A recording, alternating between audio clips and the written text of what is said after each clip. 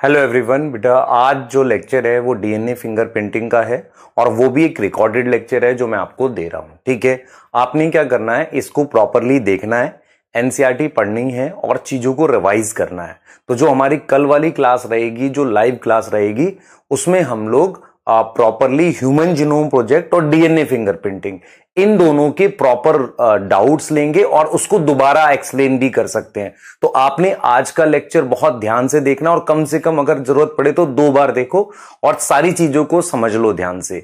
उसके बाद बेटा एक प्रॉपर कल हम एक प्रॉपर प्लान स्टार्ट करेंगे कि कैसे मुझे करंट सिलेबस कराना है, जैसे कि माइक्रोब्स इन ह्यूमन वेलफेयर आपको कराना है। करंट सिलेबस कराते हुए और जो पीछे हमारे पास सिलेबस हो चुका है, जैसे कि डीएनए फिंगरप्रिंटिंग और मेरे पास principle of inheritance and variation, उसको कैसे लेना है मुझे, वो भी आपको मुझे मतलब कराना है। तो आप इसी तरीके से ध्यान रखिए कि अब हम जो रहेगा ट्यूसडे से जो लाइव क्लास रहेगी उसमें करंट सिलेबस और रिवीजन दोनों को लेकर चलेंगे और एक्स्ट्रा क्लास लगा सकते हैं बेटा 9:30 के आसपास से। तो वो जो एक्स्ट्रा क्लास रहेगी वो रिवीजन करा रहे होंगे, जैसे प्रिंसिपल ऑफ इनहेरिटेंस पूरा रिवाइज कर दिया, मॉलिक्यूलर बेसिस ऑफ इनहेरिटेंस पूरा रिवाइज किया।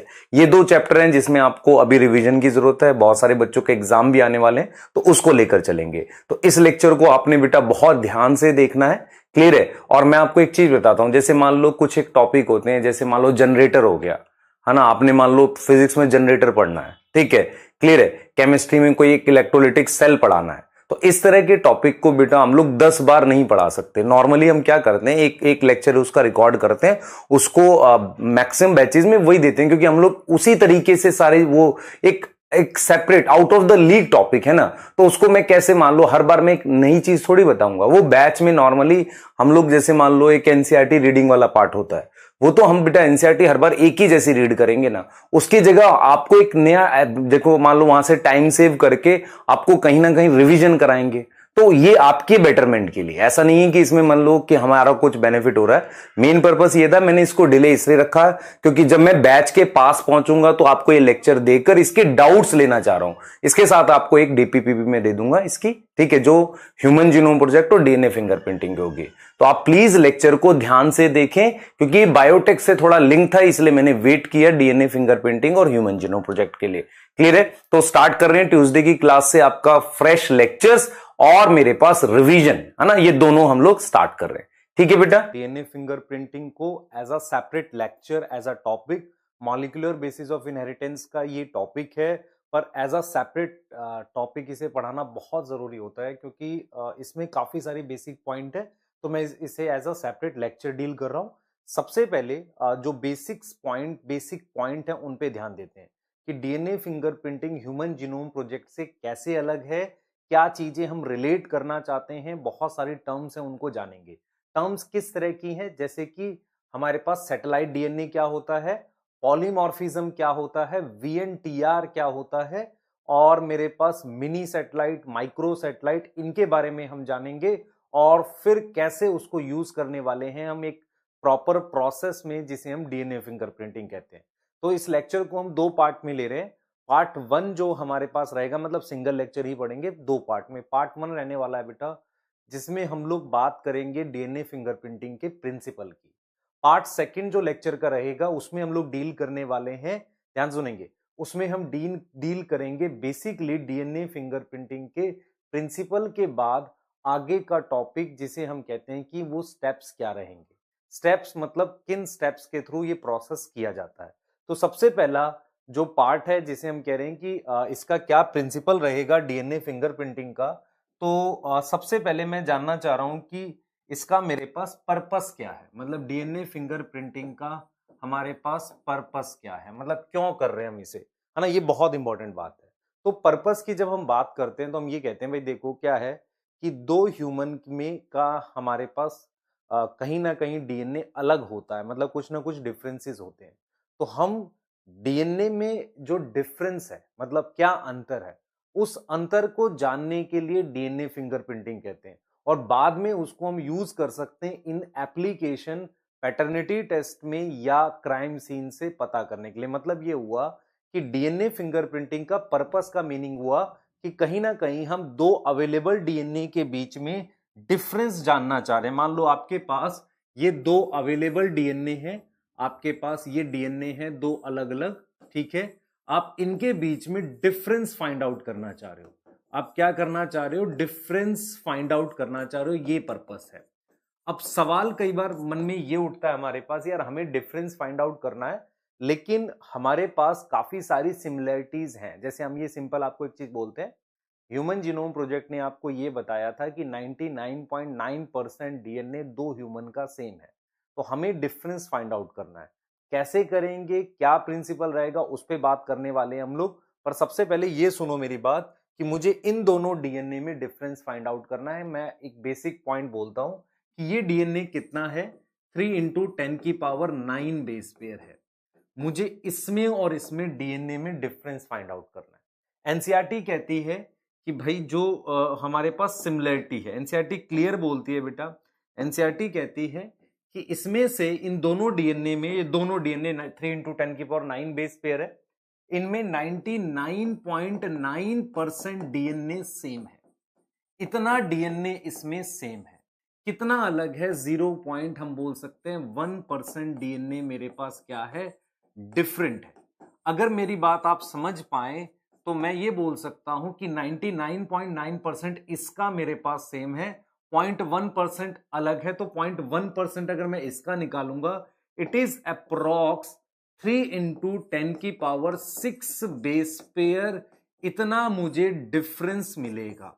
इतना मुझे क्या मिलने वाला है? डिफरेंस मिलने वाला है दोनों अलग अलग ह्यूमन। मतलब मेरे पास ये दो अलग अलग डीएनए है जो कि 3 इंटू 10 की पावर 9 बेस पर एक है, तो उनमें मेरे पास 99.9% डीएनए सेम है।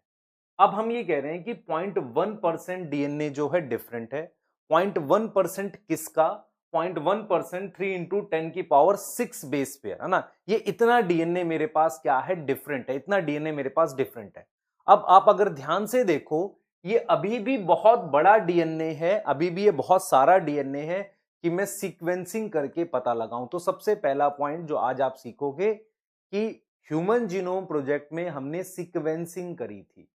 डीएनए फिंगरप्रिंटिंग में सीक्वेंसिंग नहीं करते, मतलब हम किसी और तरीके से डिफरेंस पता लगाएंगे, क्योंकि still it is very large DNA, it is very large DNA for sequencing. Sequencing के लिए अभी भी ये बहुत बड़ा डीएनए है ना। Since it is very large DNA for sequencing, तो सीक्वेंसिंग के लिए अभी भी ये बहुत बड़ा डीएनए है। अभी भी ये बहुत बड़ा डीएनए है किसके लिए? सीक्वेंसिंग के लिए। ये आपके सामने है, it is very large DNA for sequencing. दूसरा पॉइंट मैं आपको यहां पर कह रहा हूं बेटा, ये अभी भी बहुत बड़ा डीएनए है किसके लिए? सीक्वेंसिंग के लिए बहुत बड़ा डीएनए है। दूसरा पॉइंट मैं आपको यहां पर यह कहना चाह रहा हूं कि ये तो मैंने कहा ठीक है, सीक्वेंसिंग के लिए बहुत बड़ा डीएनए है। दूसरा पॉइंट मैं आपको यहां पर यह कहना चाह रहा हूं बेटा कि क्या तरीका है, कुछ और तरीका यूज करेंगे। तो सम अदर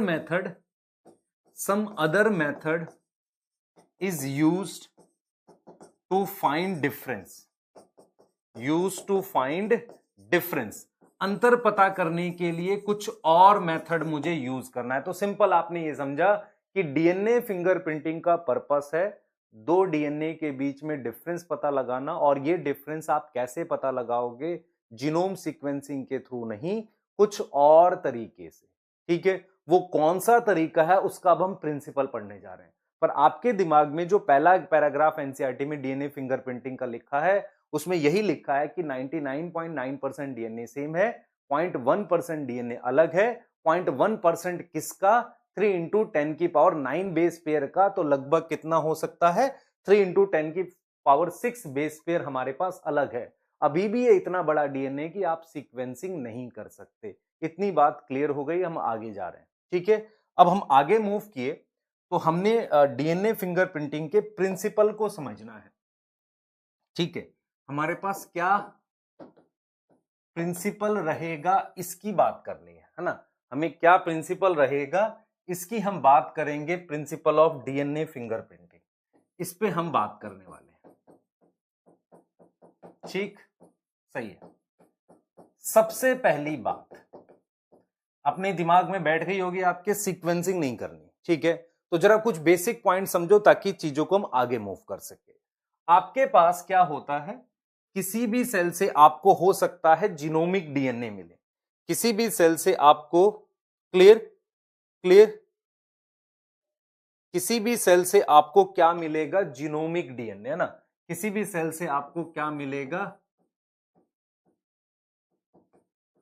जीनोमिक डीएनए मिलेगा। समझ लो इस बात को।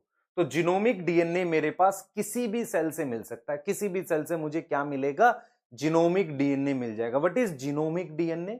जीनोमिक डीएनए वो डीएनए होता है, ध्यान से सुनेंगे बेटा, जीनोमिक डीएनए मतलब टोटल डीएनए किसी सेल का मिल गया, हैप्लॉइड सेट ऑफ क्रोमोसोम का आपने डीएनए निकाल लिया, उसे जीनोमिक डीएनए कह दिया।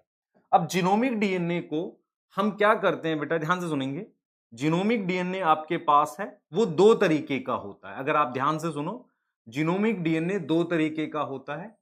नॉर्मली एक कोडिंग होता है और दूसरा हमारे पास नॉन कोडिंग होता है। सुनना ध्यान से, जीनोमिक डीएनए हमारे पास एक होता है कोडिंग डीएनए, एक होता है कोडिंग, और एक मेरे पास क्या होता है, नॉन कोडिंग।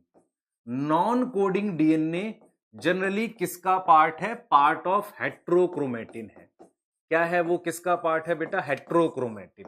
और अगर मैं आपसे कहूं इसके कहां मिलने के ज्यादा चांसेस हैं, अगर आप कोई क्रोमोसोम देखोगे तो क्रोमोसोम पे ये सेंट्रोमियर है, तो सेंट्रोमियर के आसपास और टीलोमियर के आसपास आपको वो हेट्रोक्रोमेटिन डीएनए मिलता है। यहां तक याद रखेंगे। तो मेरे पास जीनोमिक डीएनए है, इसको मैंने कोडिंग और नॉन कोडिंग डीएनए में बात की। अब हम क्या करते हैं, जीनोमिक डीएनए की सेंट्रीफ्यूगेशन करते हैं। ध्यान से सुनना, बहुत इंपॉर्टेंट चीजें बताने जा रहा हूं। हम क्या करते हैं, इस जीनोमिक डीएनए की सेंट्रीफ्यूगेशन करते हैं। तो मैं इस चीज को जरा नेक्स्ट स्लाइड पे बताता हूं, देखें जरा ध्यान से मैं क्या कह रहा हूं। हम क्या कर रहे हैं, जीनोमिक डीएनए की सेंट्रीफ्यूगेशन कर रहे हैं। हम लोग जीनोमिक डीएनए की क्या कर रहे हैं, सेंट्रीफ्यूगेशन। तो देखो कैसे कर रहे हैं, ये मैंने लिखा जीनोमिक डीएनए, ठीक, इसकी मैंने सेंट्रीफ्यूगेशन की। और सेंट्रीफ्यूगेशन भी कौन से वाली की है बेटा, सेंट्रीफ्यूगेशन भी की है मैंने सीजियम क्लोराइड डेंसिटी सेंट्रीफ्यूगेशन, ये वाली की मैंने सीजियम क्लोराइड डेंसिटी सेंट्रीफ्यूगेशन, ये वाला किया। तो इस चीज को समझो ध्यान से। हमने क्या किया है बेटा, हमने क्या किया है, जीनोमिक डीएनए की, जीनोमिक डीएनए हमारे पास है, उसकी हमने सीजियम क्लोराइड डेंसिटी सेंट्रीफ्यूगेशन, एक मेथड था जो आपने याद करो कौन से एक्सपेरिमेंट में पढ़ा था, मेसलसन स्टाल में, सीजियम क्लोराइड डेंसिटी सेंट्रीफ्यूगेशन करी। जब आपने जीनोमिक डीएनए की सीजियम क्लोराइड डेंसिटी सेंट्रीफ्यूगेशन करी तो आपके पास क्या मिले, बैंड्स मिले। तो एक सबसे थिक बैंड जो मिला वो मेरे पास क्या मिला, bulk genomic DNA. Bulk genomic DNA मतलब मैक्सिमम जीनोमिक डीएनए यहां आ गया, ठीक है, क्लियर। कुछ डीएनए अलग से मिला जिसकी थोड़ी डेंसिटी ज्यादा थी, है ना, कुछ डीएनए अलग से मिला जो जिसकी डेंसिटी थोड़ी सी ज्यादा थी। वो डीएनए को हम कहते हैं, ध्यान से सुनेंगे बेटा, ये जैसे बल्क जीनोमिक डीएनए को मैं प्राइमरी डीएनए कह देता हूं, मतलब मेन डीएनए यही है। इसके अलावा कुछ अलग से मिला मुझे डीएनए, उसको मैंने नाम दे दिया सैटेलाइट डीएनए। जैसे हम ये मानते हैं कि मेन प्लेनेट की सैटेलाइट होती है, सैटेलाइट को ही हमने नाम दे दिया सेकेंडरी डीएनए।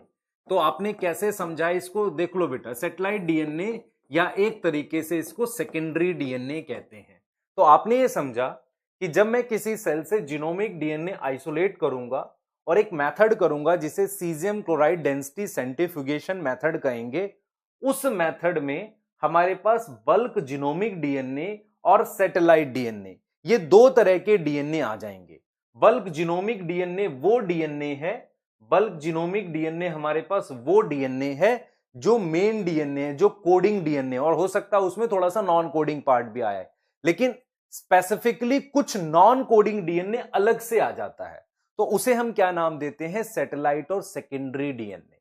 तो आपने क्या समझा, आपने पहली लाइन यहां पर ये समझी, प्रिंसिपल की तरफ हम मूव कर रहे हैं, पर सबसे पहला पॉइंट आपने ये समझा, total DNA of cell is known as genomic DNA when we separate genomic DNA by a method of cesium chloride density centrifugation, एक तरह का centrifugation है, तो we have DNA separated on the basis of density, इस DNA की ज्यादा density है, clear. तो एनसीईआरटी लिखती है it obtain as a separate peak, या पीक मतलब एक अलग बैंड की फॉर्म में आ जाएगा, तो it obtain as a separate band as compare to bulk genomic DNA.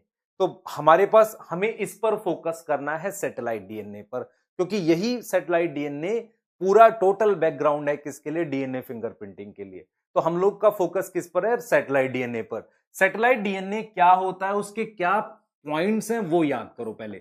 सबसे पहले समझो व्हाट इज सैटेलाइट डीएनए। तो सैटेलाइट डीएनए क्या है, सबसे पहले हम लिखेंगे कैन बी सेपरेटेड, कैन, देखो इंपॉर्टेंट पॉइंट्स आने चाहिए आपको सैटेलाइट डीएनए के। Can be separated from genomic DNA, bulk मतलब मेन, बल्क मतलब बहुत सारा, bulk genomic DNA by caesium chloride density centrifugation. पहला पॉइंट तो हमने ये लिख दिया कि इसके थ्रू अलग किया जा सकता है। दूसरा पॉइंट आपने याद रखना है कि सैटेलाइट डीएनए हमारे पास क्या होता है, नॉन कोडिंग होता है। क्या होगा हमारे पास, नॉन कोडिंग होगा। समझ लो इस बात को। तो व्हाट इज सैटेलाइट डीएनए, इसके बारे में पढ़ो। तो मैंने सिंपल आपको समझाया। अब देखो भाई, हमारे पूरे जीनोमिक डीएनए में कुछ कोडिंग और नॉन कोडिंग रीजन होते हैं। नॉन कोडिंग रीजन हेट्रोक्रोमेटिन है, उसमें कुछ डीएनए होता है जिसे हम सैटेलाइट डीएनए कहते हैं, जो caesium chloride density centrifugation method के थ्रू अलग किया जा सकता है, क्योंकि कुछ ना कुछ डेंसिटी का अंतर होता है। तो नॉन कोडिंग है, इसकी डेंसिटी ज्यादा होती है, more density than genomic DNA, than other genomic DNA. ये पॉइंट आपको समझ आना चाहिए किसके लिए, सैटेलाइट डीएनए के लिए। तो मैंने क्या क्या पॉइंट बोला है, मैंने कहा है कि can be separated from bulk genomic DNA, ये डीएनए नॉन कोडिंग है, किसी प्रोटीन के लिए कोड नहीं करता, और इसकी डेंसिटी ज्यादा होती है किससे, जीनोमिक डीएनए से। अब जब हमने सैटेलाइट डीएनए बोला, भाई देखो हमने कहा है कि सैटेलाइट डीएनए मेन डीएनए से अलग से मिल जाएगा, अलग सेपरेट मिल जाएगा। अब उसकी भी टाइप होती है सैटेलाइट डीएनए की, क्योंकि सैटेलाइट डीएनए में भी हमें कुछ स्पेसिफिक टाइप के डीएनए पे बात करनी है। पर एक खास चीज सैटेलाइट डीएनए में होता है, इट इज रेपिटेटिव डीएनए। ये क्या होता है बेटा हमारे पास, ये हमारे पास क्या होता है, रेपिटेटिव डीएनए होता है। ठीक है, क्लियर। तो ये हमारे पास क्या होगा,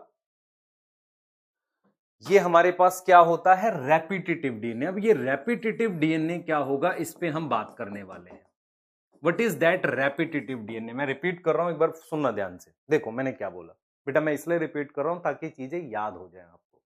जीनोमिक डीएनए क्या होता है, जो हम सेल से निकालते हैं, उसमें दो तरह का डीएनए, कोडिंग नॉन कोडिंग, तो वो तो फंक्शन बेस्ड डिफरेंस हो गया।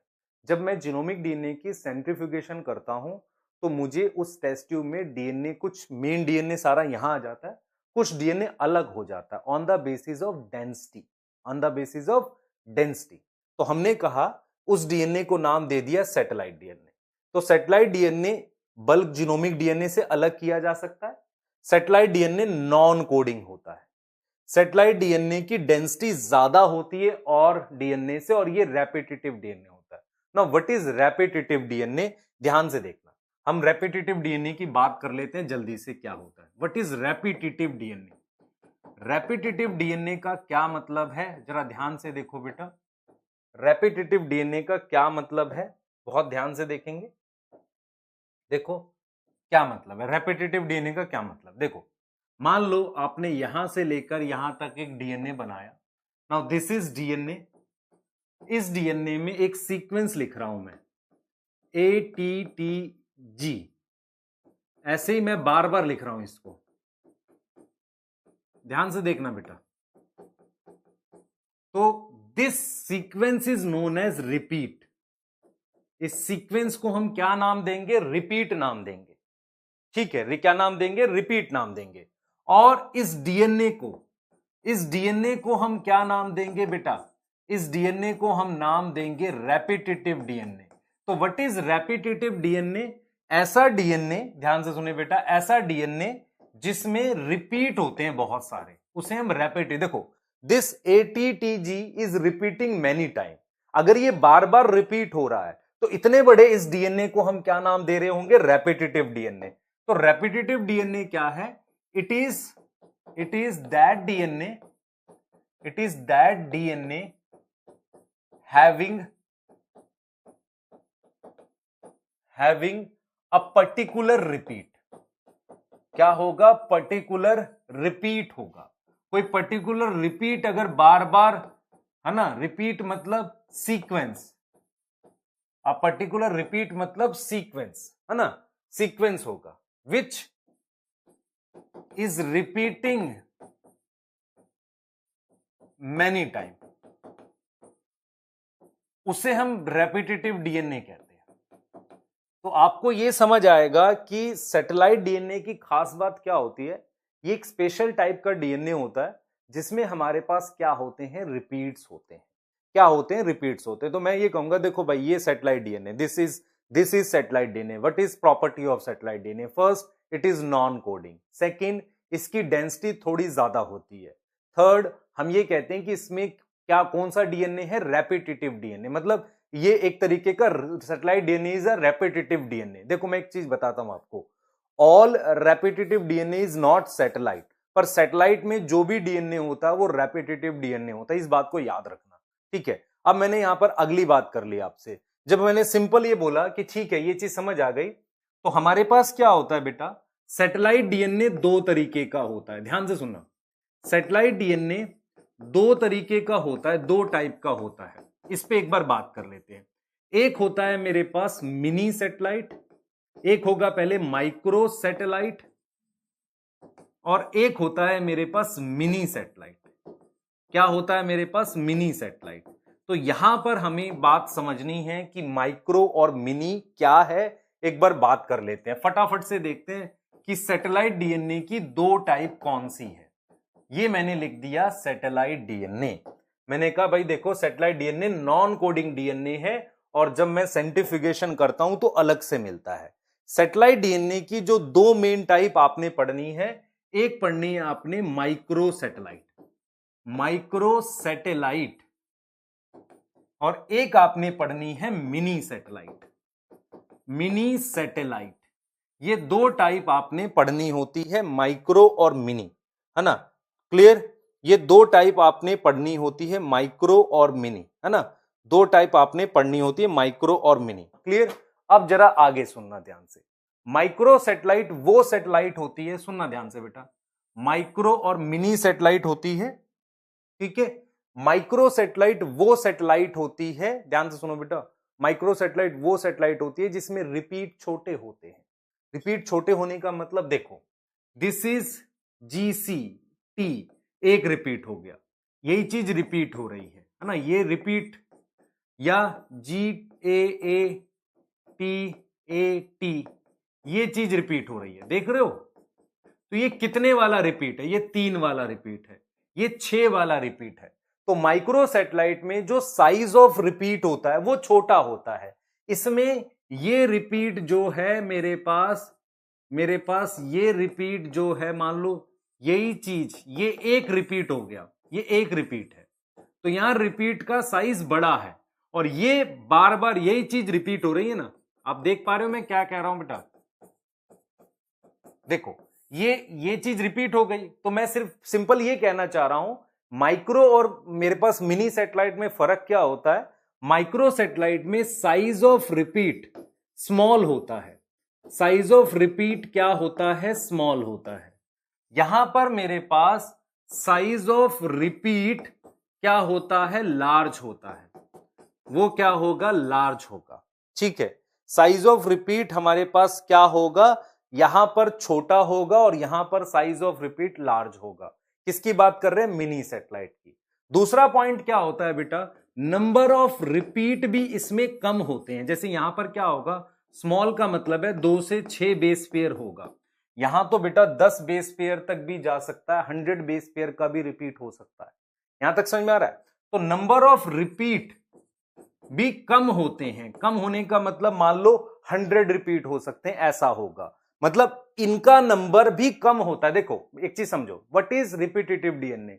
जिसमें ये पर्टिकुलर सीक्वेंस बार बार रिपीट हो, ठीक है। हमने कहा था देखो बेटा, सैटेलाइट जो है एक रेपिटेटिव डीएनए, सैटेलाइट डीएनए क्या है? एक रेपिटेटिव डीएनए। अब सैटेलाइट डीएनए में मुझे दो फॉर्म मिलती है, एक माइक्रो और एक मिनी। जो माइक्रो सैटेलाइट है उसमें जो साइज ऑफ रिपीट है वो छोटे हैं, नंबर ऑफ रिपीट भी कम है, और उसके अलावा जीसी कंटेंट से डेंसिटी डिसाइड होती है, डेंसिटी ऑफ डीएनए डिसाइड होता है, डेंसिटी ऑफ डीएनए क्या होता है, डिसाइड होता है, वो भी लेस है।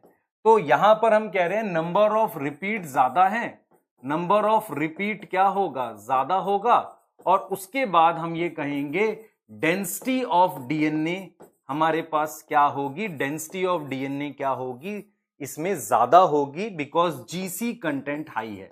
तो एनसीईआरटी ने क्या लिखा है, एनसीईआरटी ने लिखा है ऑन द बेसिस ऑफ, ध्यान से सुनेंगे, on the basis of number of repeat, size of repeat and GC content we have two type of satellite, micro और mini. Now what is satellite DNA, secondary DNA, मतलब main DNA के अलावा जो आया that is satellite DNA, और satellite DNA is made up of repetitive DNA which have particular size of repeat. तो on the basis of number of repeat, size of repeat and GC content है ना, on the basis of number of repeat, ठीक है, clear, on the basis of number of repeat, size of repeat और GC content we have micro satellite और mini satellite, दो तरह के satellite DNA होते हैं।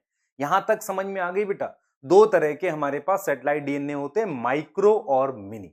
क्लियर हो गई बात, ये चीज समझ आ गई, क्लियर है। तो हमें डीएनए फिंगरप्रिंटिंग में इसको यूज करना है। एक्चुअल में क्या होता है, माइक्रो सैटेलाइट का जो डीएनए है, जो रिपीट्स है ना, जो रिपीट्स हैं वो छोटे हैं, उन्हें हम कई बार एसटीआर कहते हैं। एसटीआर वर्ड आपको प्रीवियस ईयर के क्वेश्चन में मिल जाएगा। शॉर्ट मतलब छोटा, टेंडम मतलब कंटिन्यूअस, टेंडम रिपीट, ठीक है। अच्छा, ये जो मिनी सैटेलाइट है इसकी खास बात क्या होती है, इट हैव वीएनटीआर। वीएनटीआर की फुल फॉर्म है variable number of tandem repeats. ये मैं आपको बताने जा रहा हूं क्या होगा, variable number of tandem repeats. Tandem का मतलब होता है कॉन्टिन्यूअस, और क्योंकि ये बहुत बड़ा डीएनए होता है, कंपैरेटिवली बड़ा होता है, उनमें रिपीट्स के नंबर अलग अलग ह्यूमन में अलग अलग होते हैं, इसीलिए हम कहते हैं कि इनके अंदर हमें वीएनटीआर मिलता है। इनके अंदर हमें क्या मिलता है, वीएनटीआर। तो एक बार रिवाइज करते हैं जो हमने पढ़ा, क्योंकि टॉपिक मुश्किल है और ध्यान से पढ़ना है हमने, है ना, ये कॉम्प्लिकेटेड है बेटा। एक बार समझ आ जाएगा तो आप क्वेश्चन डील कर पाओगे, अगर समझ नहीं आया तो दिक्कत करेगा। देखो, डीएनए फिंगरप्रिंटिंग का पर्पस है we need to find difference between DNA of two individual, ठीक है, मुझे डिफरेंस पता करना है। We can not go for sequencing, reason is that कि size of DNA is so large, cost इतनी है, जो कॉस्ट इन्वॉल्व है it is so high, so it is very difficult to find differences on the basis of sequencing, बहुत मुश्किल हो जाएगा। तो क्या कर रहे हैं हम लोग, कैसे मूव कर रहे हैं, now how we are moving, actually हमें कुछ और टेक्निक यूज करनी पड़ेगी, क्योंकि हमने बोला है 99.9% सेम है, 0.1% अलग है। Now this 0.1% is still a very large DNA to find differences on the basis of sequencing. ये सीक्वेंसिंग के बेस पर पता करना बहुत मुश्किल काम है, ठीक हो गई बात, ठीक है।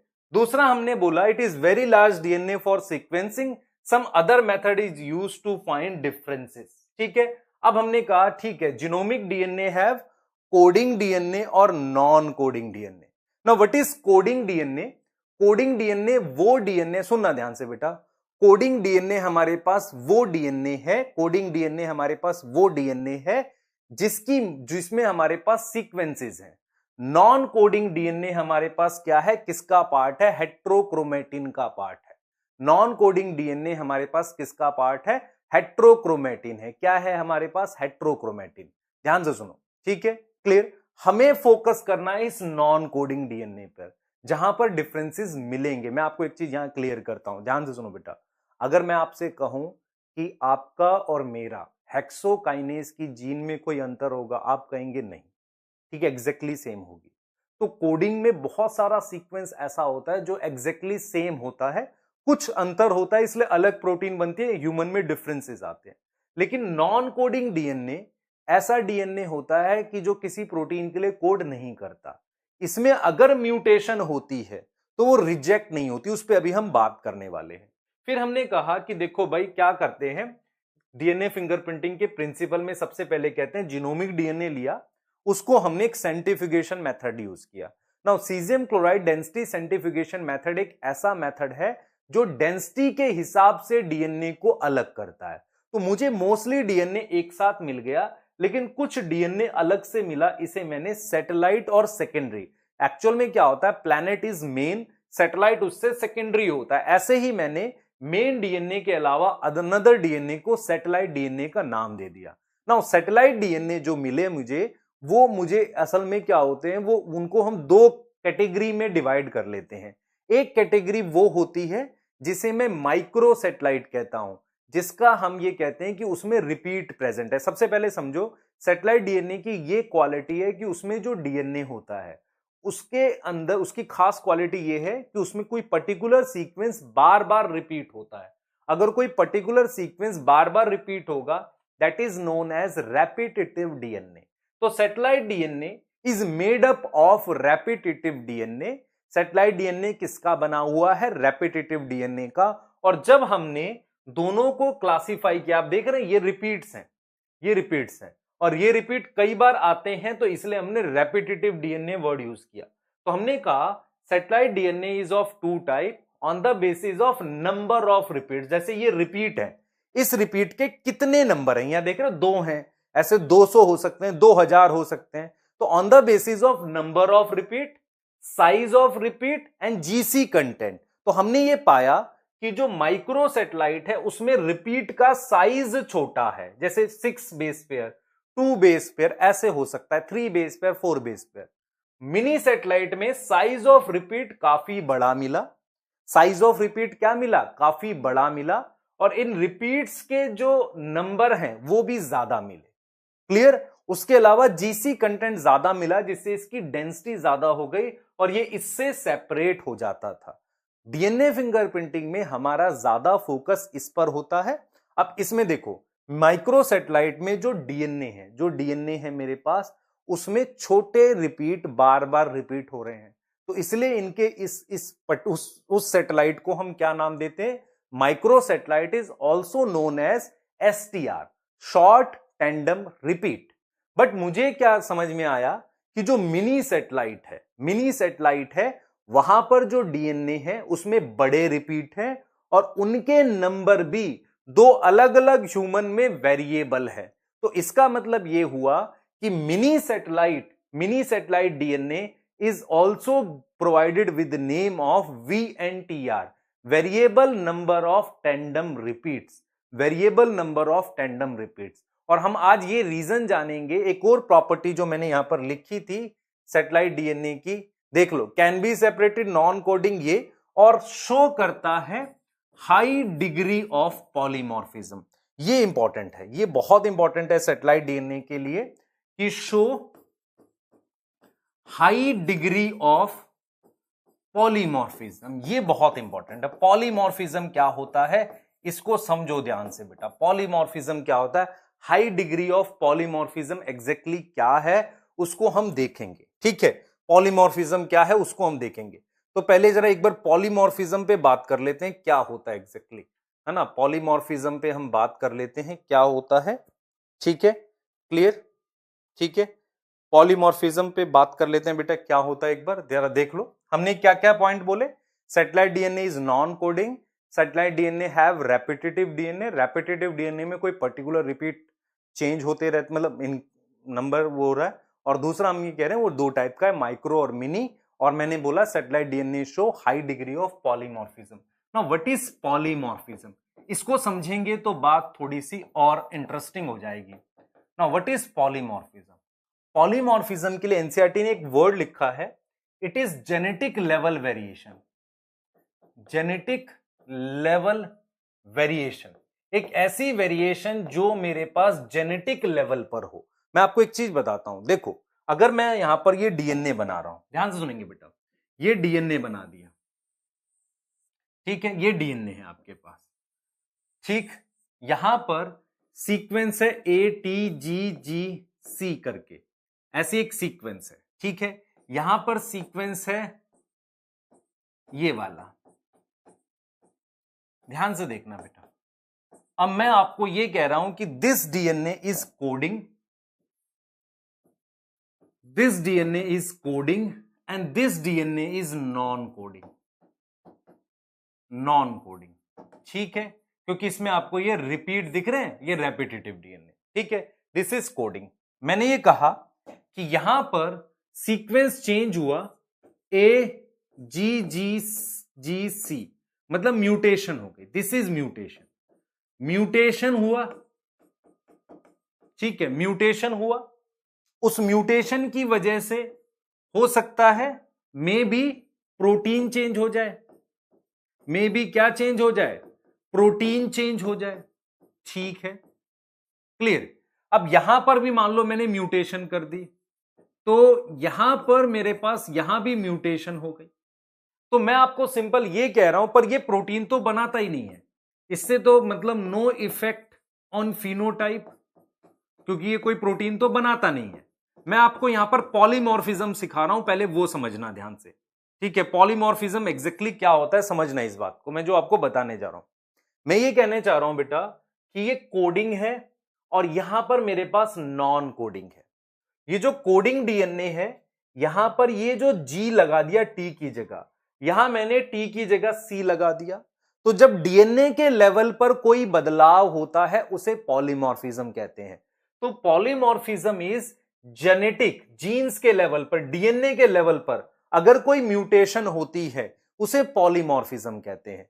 म्यूटेशन में lead to change in phenotype, और if it occur in non coding region it will not change any phenotype. तो आपको सिंपल ये समझना है कि म्यूटेशन अगर आपके पास डीएनए में हो जाए उसे पॉलीमॉर्फिज्म कहते हैं। वो कोडिंग पर भी हो सकती है, नॉन कोडिंग पर भी हो सकती है। अगर वो कोडिंग पर है तो फिनोटाइप में शायद बदलाव ला दे, और अगर वो नॉन कोडिंग में है तो फिनोटाइप पे कोई बदलाव नहीं लाएगी। अगर मैं आपसे कहता हूं कि अगर बहुत कोई जरूरी जीन में म्यूटेशन हो जाए, जैसे कि सिक्कल सेल एनीमिया में हुआ था, आरबीसी सिक्कल शेप हो गया तो उससे तो डेथ हो सकती थी। तो जो ये म्यूटेशन होती है वो बेनिफिशियल और हार्मफुल दोनों तरीके की हो सकती है, पर क्योंकि ये फिनोटाइप में कोई बदलाव नहीं कर रहा तो ना ये बेनिफिशियल है ना हार्मफुल है, तो नेचर इसको रिजेक्ट नहीं करेगी। तो सिंपल आपने पॉलीमॉर्फिज्म पहले समझना है, आपने ये समझना है, आपने मैंने क्या पॉइंट बताया, मैंने कहा satellite DNA show high degree of polymorphism. Now what is polymorphism? Polymorphism is change in DNA sequence by mutation, random change. Now this random change at genetic level is known as polymorphism. Now polymorphism if occur at coding level it may produce protein which is harmful, death can occur. अगर death हो जाएगी तो वो mutation, वो polymorphism reject हो जाएगा। But यहां पर मेरे पास डेथ नहीं हो रही है, because this polymorphism is at non coding region. अगर ये नॉन कोडिंग रीजन में हो रहा है तो डेथ नहीं हो रही है, इसका मतलब ये हुआ कि ये अगली जनरेशन में इजीली पास हो जाएगा अगर ये जर्म सेल में म्यूटेशन हुई है। तो मैंने यहां पर आपको 2-3 इंपॉर्टेंट पॉइंट रिपीट करने हैं, ध्यान से सुनना। What is polymorphism? Polymorphism is a mutation, ध्यान सुने, polymorphism is a result of, देखो what is difference between mutation and polymorphism? Mutation is a process, mutation क्या है? एक प्रोसेस है जिसकी वजह से जेनेटिक लेवल पर वेरिएशन आ रही है, जिसे आप पॉलीमॉर्फिज्म कह रहे हो। तो polymorphism is a result of mutation eight genetic level. Polymorphism is a result, देख रहे हो ये रिजल्ट है बेटा, result of genetic level of mutation eight genetic level, result of mutation eight genetic level, mutation eight genetic level, इसे हम polymorphism कह रहे हैं। अब जरा थोड़ा सा कहानी को और आगे लेके जाते। तो हमने ये बोला कि पॉलीमॉर्फिज्म दो जगह हो सकता है। पॉलीमॉर्फिज्म जो है वो एक तरीके से क्या है, चेंज इन डीएनए सीक्वेंस है। चेंज इन डीएनए सीक्वेंस है बाय म्यूटेशन। किसकी वजह से, म्यूटेशन। और ये दोनों जगह हो सकता है। कैन अकर, पहले पॉलीमॉर्फिज्म समझ लो फिर इसको यूज होगा। Can occur in coding region, coding region में, ठीक है। कोडिंग रीजन में हुआ तो क्या होगा, क्या क्या हो सकता है कोडिंग रीजन में। कोडिंग रीजन में हुआ, ध्यान सुनो बेटा, कोडिंग रीजन में हुआ तो क्या कर सकता है, can produce some other allele, allele भी बना सकता है। मतलब एलील एक्चुअल में क्या होता है, कोडिंग रीजन की पॉलीमॉर्फिज्म होती है। कैन प्रोड्यूस हार्मफुल इफेक्ट, क्या बना सकता है, हार्मफुल इफेक्ट। अगर उसने कोई हार्मफुल इफेक्ट दिया और जिससे इफ सर्वाइवल बिकम डिफिकल्ट, अगर उसकी वजह से सर्वाइवल क्या हो गई, बिकम डिफिकल्ट, तो क्या होगा सोचो, डेथ कैन अकर, डेथ अकर और पॉलीमॉर्फिज्म लॉस्ट। जो हमारे पास म्यूटेशन हुई ना वो एक तरीके से खत्म ही हो गई, है ना। तो ये आपको समझ आना चाहिए कि अगर पॉलीमॉर्फिज्म कोडिंग रीजन में हो तो हो सकता है नई एलील बन जाए, और ऐसा भी हो सकता है कि वो हार्मफुल हो, और हार्मफुल होने से क्या कर दे बेटा, हार्मफुल होने से क्या कर दे, वो कुछ ऐसा हार्मफुल इफेक्ट करे जिससे डेथ हो जाए, पॉलीमॉर्फिज्म लॉस्ट हो जाए। दूसरा हमने क्या किया बेटा, दूसरा हमने क्या किया, दूसरा हमने यहां पर ये बोला है, ध्यान से सुनेंगे बेटा, ये बोला है यहां पर, ठीक है। दूसरा हमने यहां पर क्लियर इस चीज को बोला, ये तो ये हो गया, ठीक है। दूसरा हमने कहा है कि पॉलीमॉर्फिज्म ऐसे होगी तो इस तरीके से होगा। दूसरा हमने कहा देखो, एक तो ये हो गया, हमने कहा कि change in DNA sequence by mutation. Second हमने बोला can occur in non coding reason, ठीक है, clear, can occur in non coding reason. ये कहां हो सकता है, नॉन कोडिंग रीजन पर हो सकता है। Can occur in non coding reason, non coding reason पर हो सकता है। अब मेरी बात सुनो ध्यान से, अगर पॉलीमॉर्फिज्म नॉन कोडिंग रीजन पर होगी, और क्योंकि since this region is not express, this region is not express, ठीक है, एक्सप्रेस, ठीक है, क्लियर। तो ये क्या होगी बेटा, it is not rejected, it is not rejected. मतलब अगर कोई ऐसी म्यूटेशन जर्म सेल के, ध्यान सुनो, कोई ऐसी म्यूटेशन जर्म सेल के नॉन कोडिंग रीजन पे हो जाए और जो रिजेक्ट ना हो, तो क्या होगी बेटा, ये इकट्ठी होती जाएगी, get accumulated, get accumulated in DNA. तो मैंने आपको यहां पर यह समझाया क्योंकि repetitive DNA non coding DNA है, उस पर जो भी म्यूटेशन हुई होगी मतलब एंसेस्टर्स में, वो इकट्ठी होती चली गई। इकट्ठी होती चली जाने की वजह से वहां पर ज्यादा पॉलीमॉर्फिज्म मिलता है। तो अगर आपसे कोई पूछे which of the following DNA show more degree of polymorphism, आप कोडिंग बोलोगे कि नॉन कोडिंग, आप कहोगे नॉन कोडिंग, बिकॉज कोडिंग में बहुत सारी पॉलीमॉर्फिज्म हार्मफुल होती है जिससे डेथ हो जाती है, डेथ होते ही वो म्यूटेशन खत्म हो गई। पर नॉन कोडिंग में होने वाली म्यूटेशन, क्योंकि उसे कोई रिजेक्ट नहीं कर रहा है, क्योंकि उसे प्रोटीन ही नहीं बनानी है, इस वजह से वो अगली जनरेशन में पास होती है, पर होनी किसमें चाहिए, जर्म सेल में, तभी पास होगी। तो ये मैंने पॉलीमॉर्फिज्म के लिए बात बता दी। अब इसको जाकर जोड़ते हैं जरा सैटेलाइट डीएनए से। देखो हमने क्या क्या कॉन्सेप्ट पढ़े। Now what is satellite DNA? Satellite DNA is a special type of DNA which have repetitive DNA, repeats होते हैं, और वो दो ह्यूमन के बीच में डिफरेंस का बेसिस बन सकते हैं, because that satellite DNA show high degree of polymorphism. और मुझे अंतर ही तो पता करना है। देखो मैं आपसे कहता हूं कि आपको दो ह्यूमन के बीच में अंतर पता करना है। कैसी जगह पता करोगे? जहां अंतर मिलने के ज्यादा चांस हैं कि अंतर मिलने के कम चांस है? आप कहोगे कि हम उस जगह अंतर पता करेंगे जहां डिफरेंस मिलने के ज्यादा चांस हैं। तो go for non coding region. अगर आप नॉन कोडिंग रीजन में जाओगे तो वहां अंतर मिलने के ज्यादा चांस है। नॉन कोडिंग में भी आप किधर जाओ, सैटेलाइट डीएनए पे, which show highest degree of polymorphism. Clear? और उसमें भी सबसे ज्यादा कौन शो करता है? Mini satellite. इसलिए डीएनए फिंगरप्रिंटिंग में हम क्या यूज करते हैं? Mini satellite. अगर आपसे कोई क्वेश्चन, ये देखो बेटा, ये सिंपल है, देखो एक लॉजिक बन गया। टू फाइंड डिफरेंस, देखो मैं ये लाइनें लिख रहा हूं और आपको समझ आनी चाहिए अब ये। To find difference between two individual, ठीक है, कहां फोकस करेंगे? Focus is on region where more chance of differences, जहां पे ज्यादा चांसेस हैं किसके? डिफरेंसेस के, वहां फोकस करेंगे। वहां क्या करेंगे? हम फोकस करेंगे। तो हम वहां फोकस करेंगे जहां अंतर मिलने के ज्यादा चांसेस हैं। अंतर मिलने के क्या है? ज्यादा चांसेस हैं। To find difference between two individual, focus is on region where more chances of differences. अंतर मिलने के ज्यादा चांसेस हैं। अब ये अंतर मुझे कहां मिलेगा अभी देख लेते हैं बेटा। ये अंतर मुझे कहां मिलेगा उस पर फोकस करते हैं, ठीक है। अंतर मिलने के ज्यादा चांसेस हैं, तो अंतर कहां मिलेगा? More difference is present in non coding reason. कहां मुझे मिल रहा है? नॉन कोडिंग रीजन, जिसको मैं क्या नाम दे रहा हूं? Satellite DNA.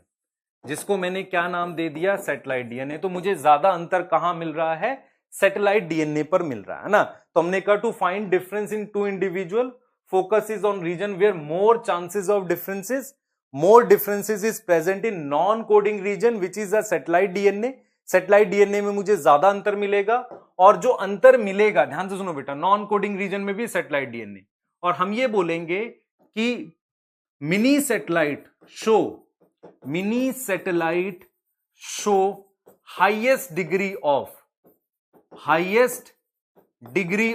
पॉलीमॉर्फिज्म, तो हम क्या करने वाले हैं? इसको बेसिस बनाएंगे।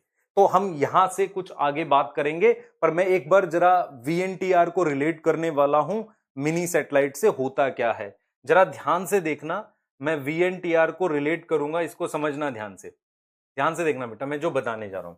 तो अब मैंने ये कहा, ध्यान से देखो, मैंने कहा भाई देखो, हम मिनी सैटेलाइट लेते हैं।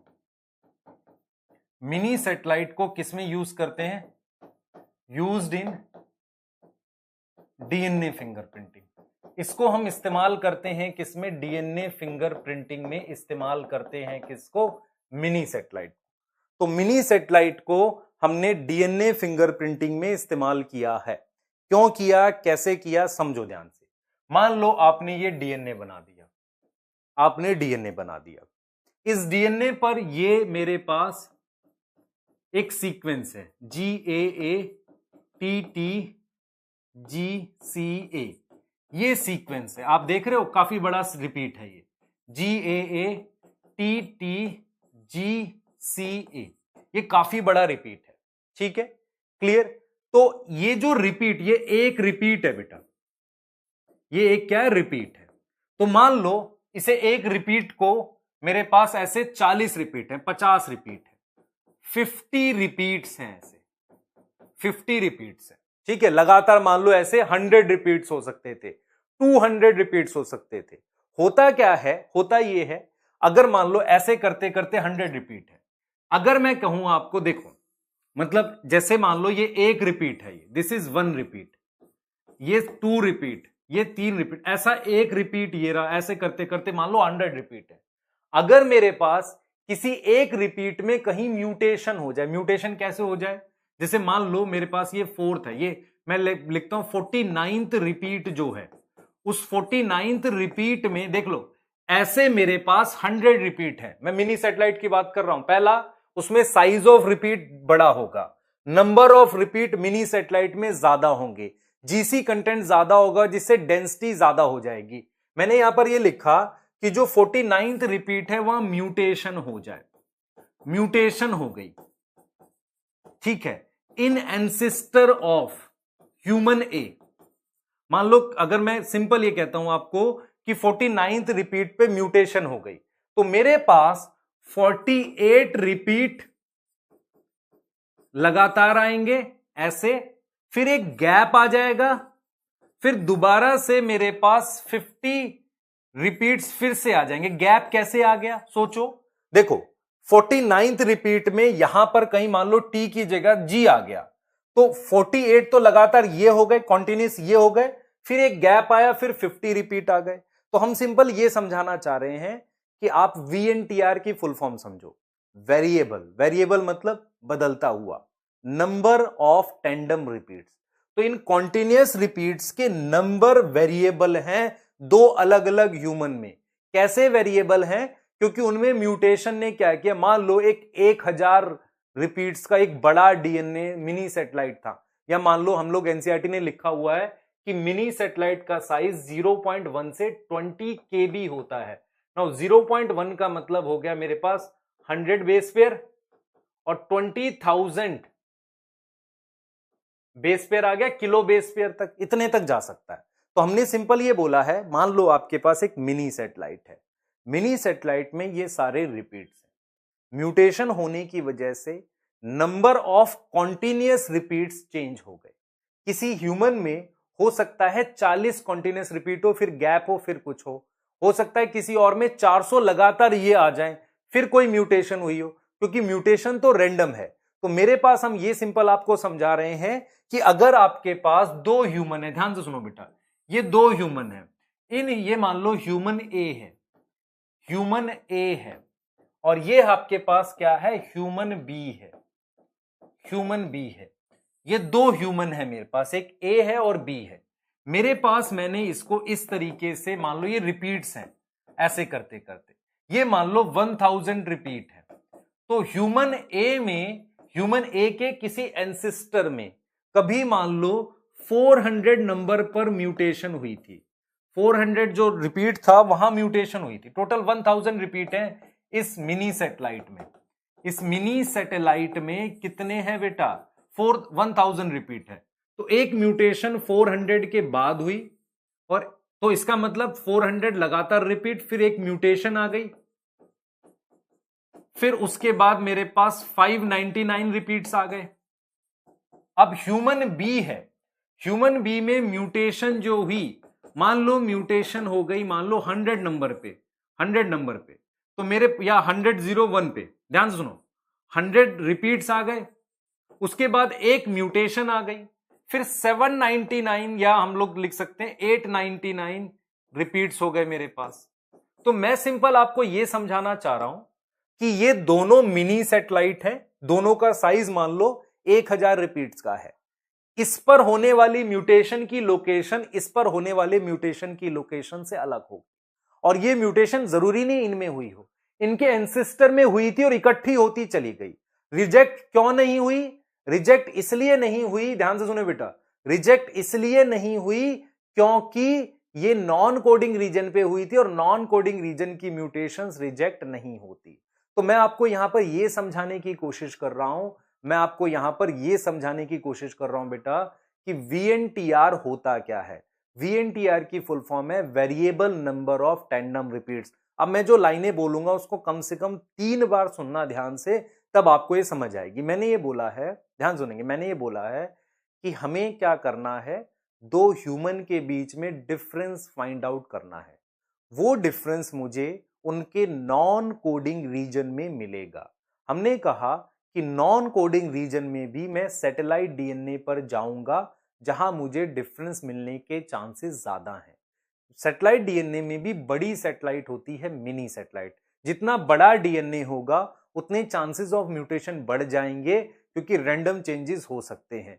वो जो म्यूटेशन हो रही है उसकी वजह से जो वेरिएशन आती है उसे पॉलीमॉर्फिज्म कहते हैं। Now polymorphism is a basis, polymorphism is a basis जिसकी वजह से आप डिफरेंस फाइंड आउट करोगे। Due to polymorphism we obtain VNTR। VNTR का मतलब variable number of tandem repeats. मतलब क्या हुआ, अगर 1000 रिपीट इसमें है सैटेलाइट पे, 1000 इसमें है सेम लोकेशन पे, मान लो क्रोमोसोम नंबर 5 पर 1000 रिपीट ये हैं और 1000 रिपीट ऐसे थे, पर म्यूटेशन होने की वजह से सिर्फ 400 लगातार रिपीट आए, फिर गैप आ गया, फिर आगे आएंगे, तो ऐसे ही इसमें म्यूटेशन अलग जगह हुई होगी। तो हम ये टारगेट कर रहे हैं कि किसी पर्टिकुलर क्रोमोसोम पर वो जो नंबर ऑफ रिपीट्स थे उनका नंबर वेरिएबल होगा 2 ह्यूमन में, क्योंकि उनमें होने वाली म्यूटेशन उनके एंसेस्टर्स के थ्रू अलग अलग आई होगी। ऐसे हम पता करते हैं डिफरेंस। तो what is VNTR? VNTR is variable number of tandem repeats.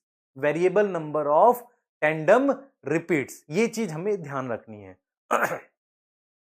Variable number of tandem repeats का मतलब है कि जो लगातार रिपीट्स हैं उनका नंबर काफी वेरिएबल है, उनका नंबर काफी ज्यादा वेरिएबल है। वेरिएबल का मतलब काफी ज्यादा वेरी कर रहा है। कैसे वेरी कर रहा है? क्योंकि म्यूटेशन अलग अलग हुई है। इतनी चीज याद रखो। अब ये कैसे करेंगे, अच्छा अब ये एग्जैक्टली करते कैसे हैं उसको समझने की कोशिश करना। अगर ये समझ आ गया तो पूरा प्रोसेस इजी है। देखो हम क्या करेंगे, मेरे पास मान लो ये क्रोमोसोम नंबर 5 है, ध्यान से सुनना, ये क्रोमोसोम नंबर 5 है ह्यूमन ए का, क्रोमोसोम नंबर 5 है ह्यूमन ए का, ह्यूमन ए का, ठीक है।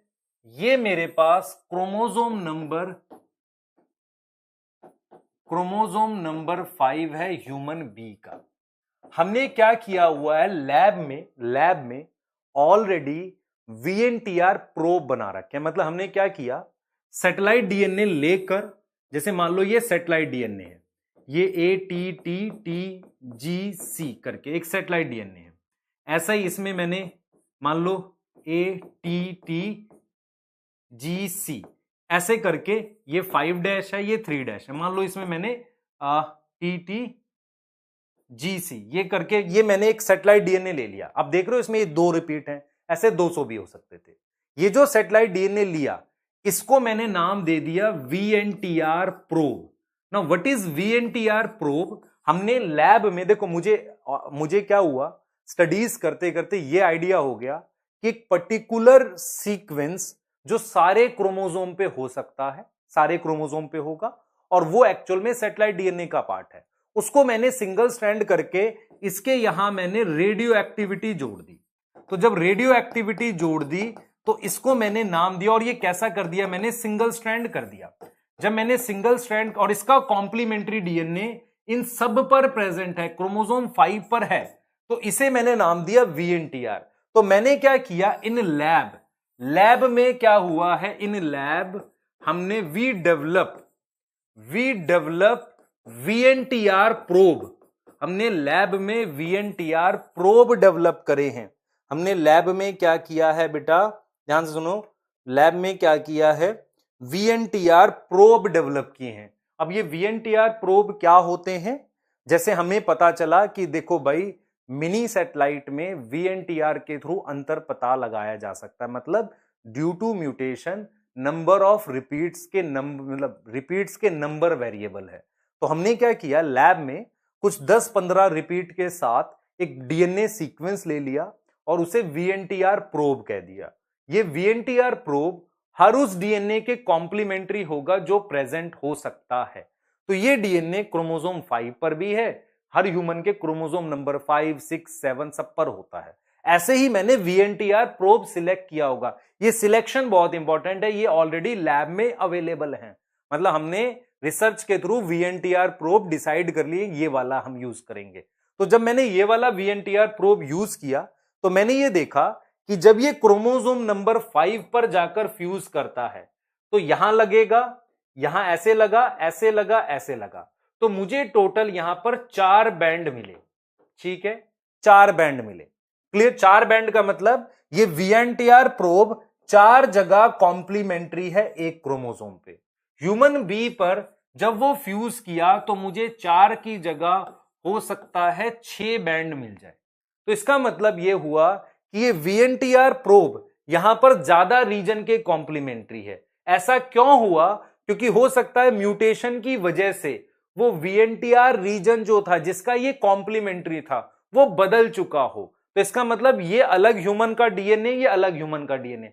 अगर ये दोनों सेम ह्यूमन का क्रोमोसोम नंबर 5 होता तो नंबर ऑफ बैंड सेम आते। ऐसे हम करते हैं। तो मैंने आपको क्या बोला, मैं एक बार पूरा सीक्वेंस रिपीट कर रहा हूं। पहला हमने क्या बोला, सबसे पहले हमने बोला है कि भाई देखो हमने सीक्वेंसिंग नहीं करनी, हमने क्या करना है, डिफरेंस पता लगाना है। डिफरेंस पता लगाने के लिए नॉन कोडिंग रीजन पे जाओ जहां डिफरेंस मिलने के बहुत हाई चांसेस हैं।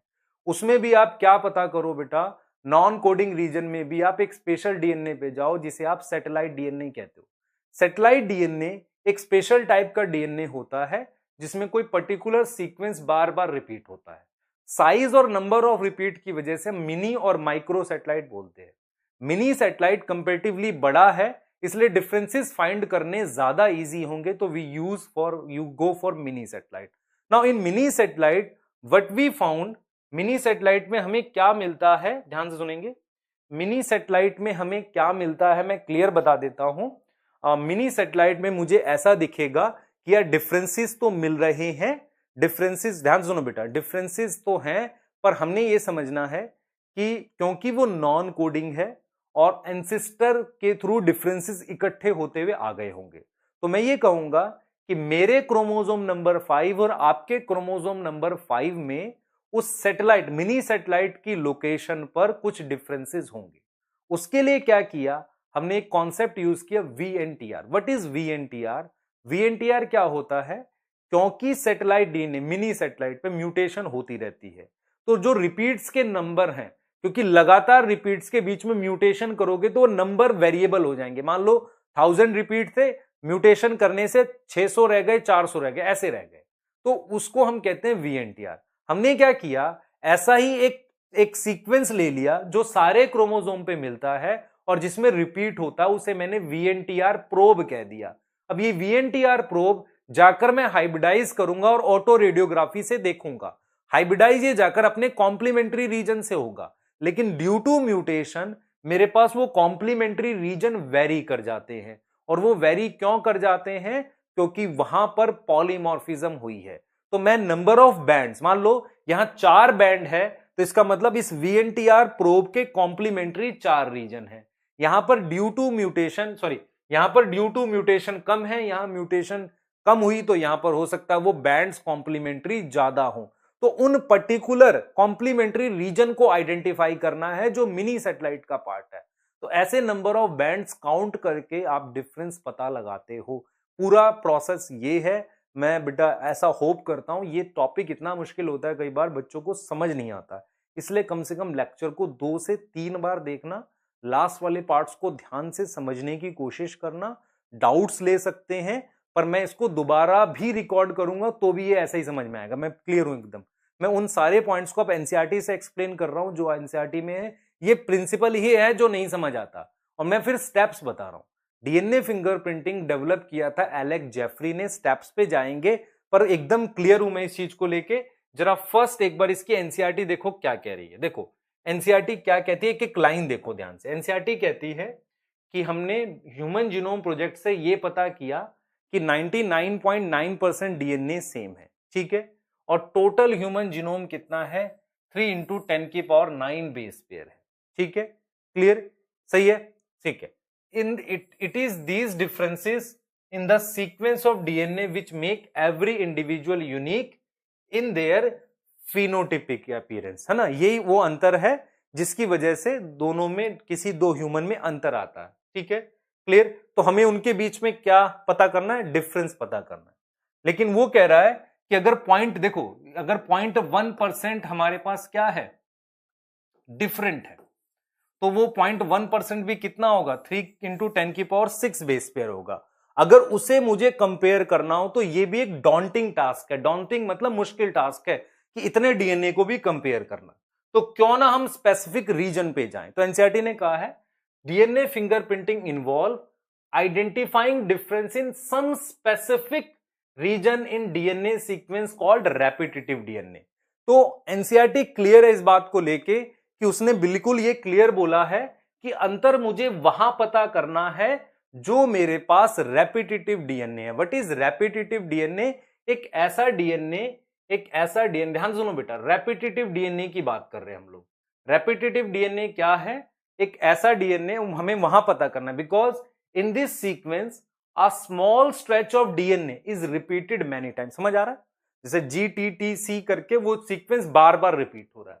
The repetitive DNA are separated from, देख रहे हो, अगर मैं किसी का जीनोमिक डीएनए निकालूं तो different peak during caesium chloride density centrifugation. अगर आप डेंसिटी सेंट्रीफ्यूगेशन करेंगे, डेंसिटी ग्रेडियंट सेंट्रीफ्यूगेशन करेंगे, तो उसमें ये अलग हो जाएगा। कैसे अलग हो जाएगा? डेंसिटी की वजह से। तो बल्क डीएनए फॉर्म ज्यादा मिलेगा मुझे, और छोटे पीक मतलब स्मॉल सेगमेंट्स में मुझे क्या मिलेगा? सैटेलाइट डीएनए मिलेगा। तो जो प्राइमरी हो गया वो ये, सेकेंडरी हो गया सैटेलाइट डीएनए। और कह रहा है डिपेंडिंग ऑन बेस कंपोजिशन 80 है, जीसी रिच है, क्योंकि जीसी रिच की डेंसिटी ज्यादा होती है। Length of segment and number of repeat, ये लेंथ ऑफ रिपीट है बेटा, सेगमेंट मतलब length of repeat and number of repeat. Satellite DNA को दो कैटेगरी में डिवाइड करते हैं, मिनी और माइक्रो। ठीक है, दीज सीक्वेंस नॉर्मली, ध्यान से देखेंगे, these sequence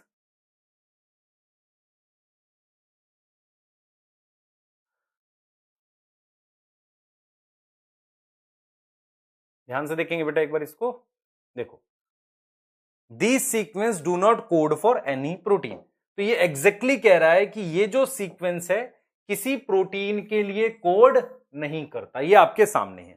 not code for, non coding हो गए, ठीक है। और ये एक लार्ज पोर्शन बनाते हैं, large portion in the sense maximum, तो ये लार्ज पोर्शन मतलब नॉन कोडिंग है ये। These sequence show high degree of polymorphism, हमने कहा था ना high degree of polymorphism show करेगा, इसीलिए ये बेसिस है डीएनए फिंगरप्रिंटिंग का। Why we are using satellite DNA? Because उसमें ज्यादा डिफरेंस मिलता है, high degree of polymorphism. Since DNA from every tissue, blood, hair, मान लो हमारी बॉडी, ध्यान से सुनो बच्चे, यहां पर देखो, हमारी बॉडी के हर एक सेल में same degree of polymorphism, because it derive from zygote की mutation. If it derive from mutation of zygote, तो डिग्री ऑफ पॉलीमॉर्फिज्म क्या है? सेम रहेगा। ठीक है, क्लियर, सही है। They become very useful identification tool in forensic application, क्योंकि कह रहे हैं भाई देखो, फोरेंसिक एप्लीकेशन में क्या हुआ, आपने सस्पेक्ट से डीएनए मांगा और क्राइम सीन पे हेयर मिला, उसके डीएनए को कंपेयर करोगे तो आप कहोगे अगर सेम डिग्री ऑफ पॉलीमॉर्फिज्म है तो this person was present at crime scene. तो इसका मतलब ये फोरेंसिक में काफी इंपॉर्टेंट हो गया। Further, as polymorphism are inheritable from parent to children, तो इसीलिए पेटर्निटी टेस्ट में देख रहे हो देखो, हम ये कह रहे हैं कि हमारा स्किन सेल और ब्लड सेल में सेम डिग्री ऑफ पॉलीमॉर्फिज्म है, तो इसका मतलब हम क्राइम सीन से पता कर सकते हैं। दूसरा, पेटर्निटी टेस्ट में भी ये यूजफुल रहेगा। ठीक है, आगे आ जाओ। अब पॉलीमॉर्फिज्म एग्जैक्टली क्या होता है? देखो, पॉलीमॉर्फिज्म इज क्या है? DNA sequence basis of genetic mapping और ह्यूमन जीनोम दोनों में यूज कर सकते हैं। It is essential to understand what is DNA polymorphism means. Simple term, polymorphism का मतलब है वेरिएशन एट जेनेटिक लेवल। अगर जेनेटिक लेवल पर कोई वेरिएशन होती है तो उसे हम क्या नाम देते हैं? उसे हम नाम देते हैं पॉलीमॉर्फिज्म। ठीक है, अराइज ड्यू टू म्यूटेशन।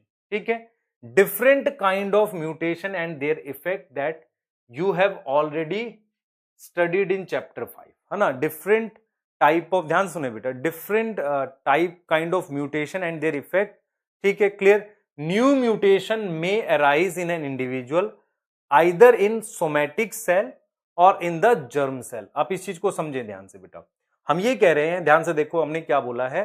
हमने ये बोला है कि न्यू म्यूटेशन, जो नई म्यूटेशन है, वो आ सकती है किसमें? इंडिविजुअल में, either in somatic cell or in a germ cell. समझो इस चीज को, सोमैटिक सेल में आ सकती है और हमारे पास किस में आ सकती है? जर्म सेल में। ठीक है, मतलब क्या बोल रहा है? देखो ध्यान से, polymorphism is genetic level mutation जो हो रही है, वेरिएशन हो रही है।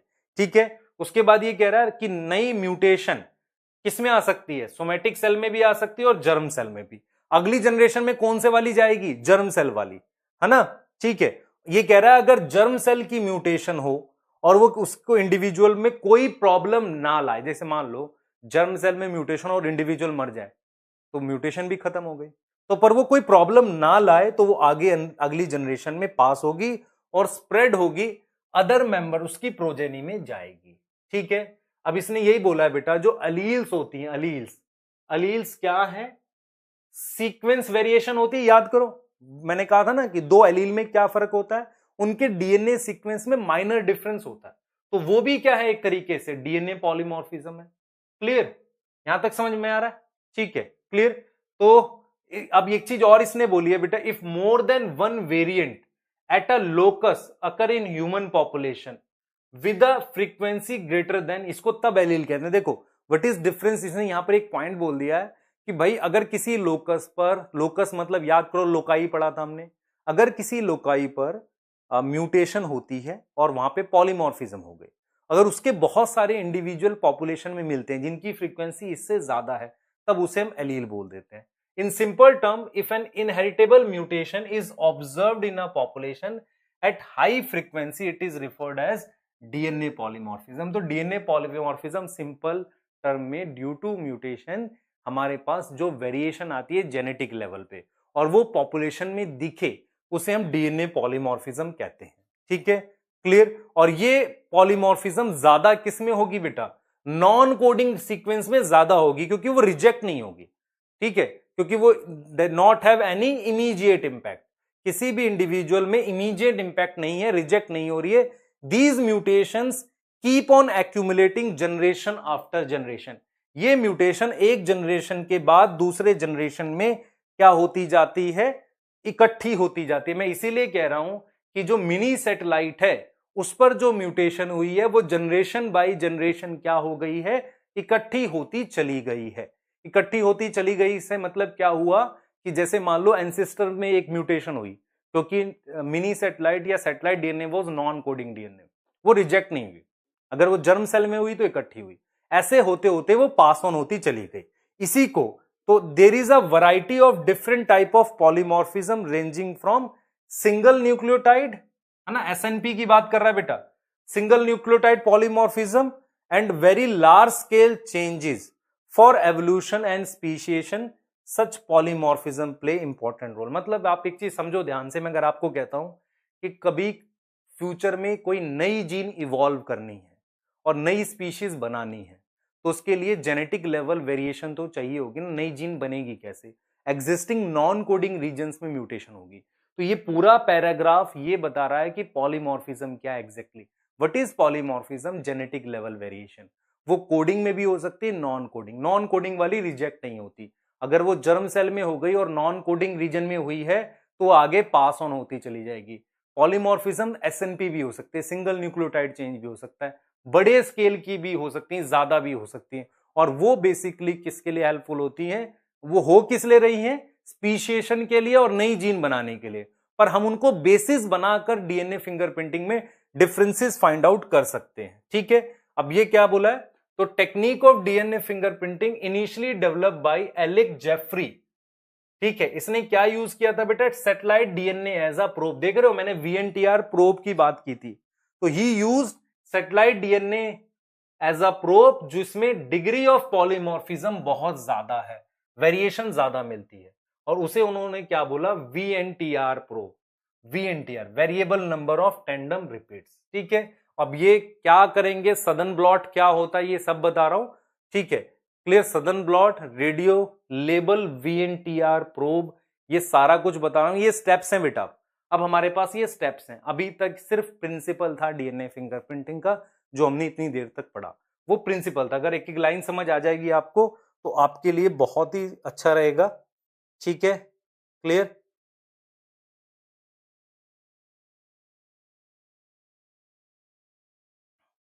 ठीक है, नेक्स्ट बात करते हैं बेटा।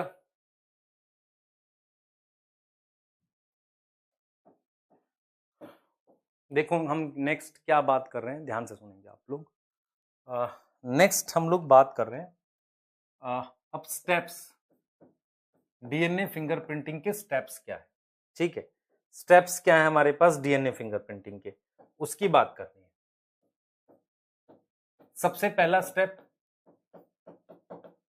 ध्यान से सुनना बेटा, इंपॉर्टेंट है, डीएनए फिंगरप्रिंटिंग के स्टेप्स की बात कर रहे हैं। सबसे पहला स्टेप हमारे पास isolation of DNA,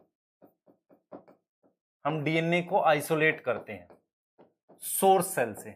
source cell क्या हो सकता है, मान लो हेयर सेल है ना, हेयर सेल हो सकता है, स्किन सेल हो सकता है, कुछ भी, कोई भी सेल हो सकता है, हेयर सेल, स्किन सेल, कुछ भी, ठीक है। तो मैंने डीएनए को आइसोलेट कर लिया, ठीक है। उसके बाद उसको कट कर दो, कट विद रिस्ट्रिक्शन एंजाइम। उसको किससे काट दो, रिस्ट्रिक्शन एंजाइम से काट दो, ठीक है। क्या कट कर दो, रिस्ट्रिक्शन एंजाइम से उसको कट कर दो, ठीक है। थर्ड क्या करो बेटा, जेल इलेक्ट्रोफोरेसिस करो। जेल इलेक्ट्रोफोरेसिस करोगे तो डीएनए सेपरेट हो जाएगा on the basis of sieving effect की वजह से, साइज की वजह से, छोटे साइज का फास्ट रन करेगा। तो जेल इलेक्ट्रोफोरेसिस करोगे जिससे सेपरेशन ऑफ डीएनए होगी। क्या होगी, सेपरेशन ऑफ डीएनए हो गई। ये किसने डेवलप किया है बेटा, एलेक जेफरी, है ना। सेपरेशन ऑफ डीएनए हो गई, मैंने जेल इलेक्ट्रोफोरेसिस कर दिया। अब क्या करूंगा मैंने बेटा आइसोलेशन ऑफ डीएनए किया, कट विद रिस्ट्रिक्शन एंजाइम, ठीक है, कट विद रिस्ट्रिक्शन एंजाइम। और मैंने क्या किया, जेल इलेक्ट्रोफोरेसिस कर दी जिसे मैंने सेपरेशन ऑफ डीएनए का, ठीक है, क्लियर। मैंने ये कर दी बेटा, सेपरेशन ऑफ डीएनए कर दिया। अब डीएनए मेरे पास किस पे है, जेल पे। हम क्या करते हैं, ध्यान से सुने बच्चे, हमें डीएनए को क्या करना पड़ता है, किसी ऐसे पेपर पे और नाइलॉन की मेम्ब्रेन पर लाना पड़ता है ताकि मैं आगे का प्रोसेस कर सकूं। देखो आप डीएनए को किस पर ले आए हो, जेल पे ले आओ। तो DNA is on gel, is need to transfer on nitrocellulose membrane और नाइलॉन मेम्ब्रेन, किसी एक पर ले आए। मतलब डीएनए को हम किसी एक पर ले आए, DNA is on gel, is need to transfer on nitrocellulose membrane और नाइलॉन मेम्ब्रेन, किसी एक पर मैं लेकर आता हूं, उसे हम कहते हैं ब्लॉटिंग। ब्लॉटिंग मतलब एक तरीके से ट्रांसफर कर रहे हैं। तो एक साइंटिस्ट है जिनका नाम सदन था, उन्होंने ये प्रोसेस डेवलप किया था, इसे इसलिए कहते हैं सदन ब्लॉट। तो सदन ब्लॉट क्या होता है जरा देख लो, मैं आपको बता रहा हूं। मान लो आपके पास ये जेल है, ये एग्रोस जेल है। तो एग्रोस जेल जो था मेरे पास, एग्रोस जेल, इस एग्रोस जेल पे मेरे पास डीएनए प्रेजेंट है। क्या प्रेजेंट है, डीएनए प्रेजेंट है, ठीक है। एग्रोस जेल पे मेरे पास क्या प्रेजेंट है बेटा, डीएनए प्रेजेंट है, समझ लो इस बात को। तो एग्रोस जेल पे मेरे पास क्या प्रेजेंट है, डीएनए प्रेजेंट है, समझना इसे, बहुत इंपॉर्टेंट है, ठीक है। तो एग्रोस जेल पे मेरे पास क्या है, डीएनए प्रेजेंट है।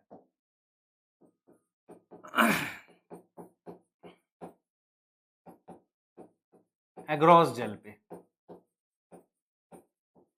ठीक है, क्लियर हो गई बात, ठीक। अब जरा आगे सुनना। तो एग्रोस जेल पे मेरे पास डीएनए प्रेजेंट है, ये रहा बैंड की फॉर्म में ऐसे। आप क्या चाह रहे हो, आप चाह रहे हो कि डीएनए जो एग्रोस जेल का वो किसी और मेम्ब्रेन पे चला जाए, उसकी उस मेम्ब्रेन पर ट्रांसफर करने के प्रोसेस को कहते हैं सदन ब्लॉट। तो हम एक तरीके से जब डीएनए ट्रांसफर करेंगे, डीएनए के फ्रेगमेंट्स को अगर हम ट्रांसफर करते हैं, ट्रांसफर ऑन नाइलॉन मेम्ब्रेन, क्योंकि मुझे डीएनए को सिंगल स्ट्रैंड करना है, उसके लिए हो सकता है हीट करना पड़े और जेल पिघल जाएगा। तो उसको कैसे करते हैं, देखो मान लो मैं एक कंटेनर दिखाता हूं आपको, देखो कैसे हम करेंगे, ध्यान से सुनना इस बात को। मेरे पास ये एग्रोस जेल है, इस पर डीएनए, ये जो चीज ऐसे है, इसको मैंने ऐसे लगा रखा, ये चीज, ये रहा एग्रोस जेल, ठीक है। इस पर डीएनए है, इस पर क्या है, मेरे पास एग्रोस जेल में डीएनए है, ठीक। उसके बाद ये वो मेम्ब्रेन है जिस पर मुझे सेम लोकेशन पर डीएनए ट्रांसफर करना है। दिस इज नाइलॉन मेम्ब्रेन, मान लो दिस इज मेरे पास क्या है, नाइलॉन मेम्ब्रेन, ठीक। अब ये मेरे पास क्या हो गया, यहां पर मैंने एक फिल्टर पेपर लगा दिया और एक फिल्टर पेपर यहां लगा दिया। फिल्टर पेपर क्या होता है, कैपिलरी एक्शन होता है। तो एक तरीके का मैंने यहां फिल्टर पेपर लगा दिया, यहां भी लगा दिया और यहां भी लगा दिया। और इसमें मेरे पास बफर है, इसमें मेरे पास क्या है, बफर। तो बफर जो होगा, ध्यान से सुनो, बफर जो होगा मूव करेगा, मूव फ्रॉम, देखो बफर जो होगा यहां से ऊपर की तरफ मूव करेगा एक फिल्टर पेपर से दूसरे फिल्टर पेपर पे। अगर आपने कभी फिल्टर पेपर पर देखा है पानी बहुत तेजी से एब्जॉर्ब करता है, तो बफर जो होगा वो ऐसे ऊपर मूव करेगा, तो यहां से डीएनए को निकालेगा और इसके ऊपर लगा देगा। मतलब जैसे जब पानी ऐसे ऊपर मूव कर रहा होगा तो यहां से वो क्या करेगा, यहां से वो डीएनए को निकालेगा और ऊपर मूव कर देगा ऐसे। तो ये चीज समझो। तो बेसिकली क्या होगा, बेसिकली क्या होगा कि यहां से डीएनए ऐसे निकलेगा और इस पर लग जाएगा, किस पे, नाइलॉन मेम्ब्रेन पे।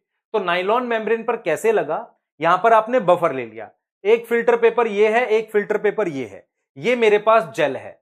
तो जब पानी ऊपर जाएगा तो डीएनए को उस जेल में से निकालकर सेम लोकेशन पर किस पर लगा देगा, नाइलॉन मेम्ब्रेन पर। तो डीएनए मुझे अब नाइलॉन मेम्ब्रेन पर, ध्यान सुने बेटा, अब मेरे पास क्या हो जाएगा, मैं लिख रहा हूं यहां पर, बफर मूव फ्रॉम कहां से, फिल्टर पेपर